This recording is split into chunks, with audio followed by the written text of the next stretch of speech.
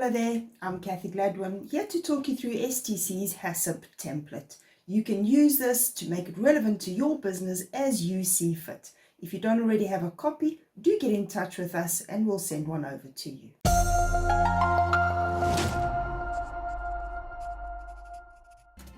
Alright, I'm going to go ahead and share my screen and talk you through the template. So this is based on the Codex 12 logical steps and 7 principles of HACCP.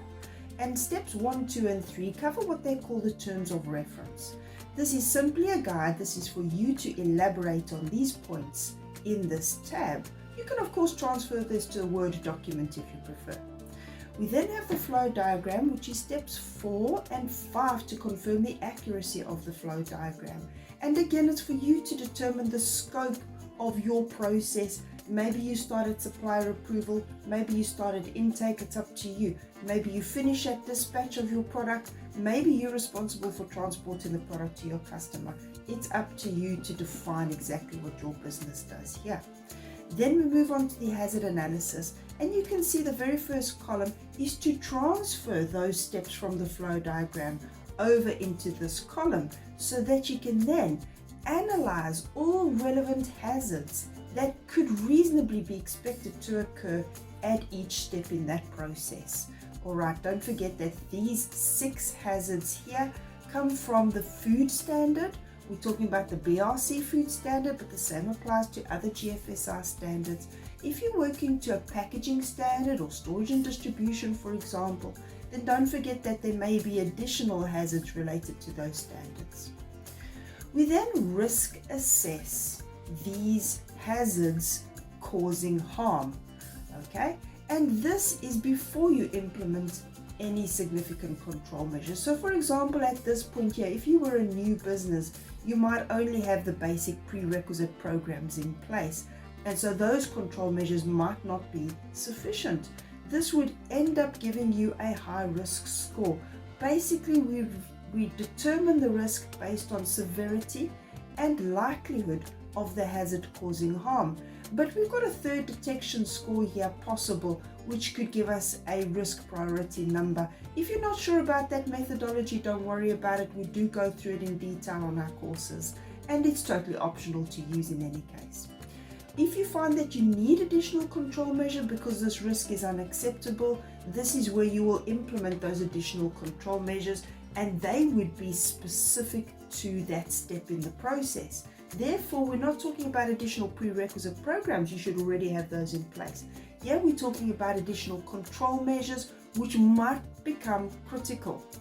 Alright, that is going to be very much based on your new risk score. Having implemented additional control measures, it should bring the likelihood score down, or it should improve your detection score.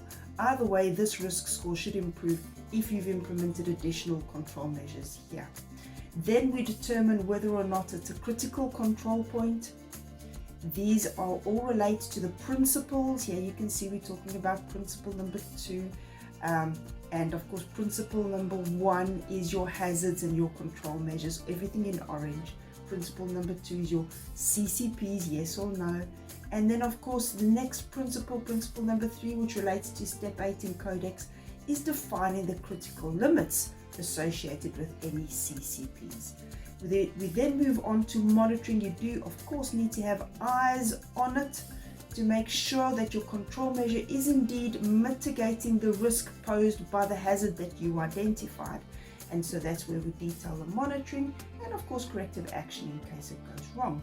Now, if we move on to the risk matrix, this is going to help you to decide on how to score the likelihood and the severity relating to your risk score that we saw in the previous tab. And don't forget that you need to periodically verify and validate that your HACCP is indeed working. So we've given you some prompts here on the kinds of things you need to look at on at least an annual basis. Alright, and then of course the final step here, step 12 or principle number 7, is to get all your paperwork in place to support this HACCP. That's your procedures, your records of monitoring, corrective and preventive action, testing, inspection results, everything related to your prerequisite programs as well. So that's getting all your paperwork in place so that you've got a good audit trail to demonstrate that you are indeed making a safe and a legal product. I hope this has been really useful for you. You take care. Get in touch if you need any support at all. Bye for now.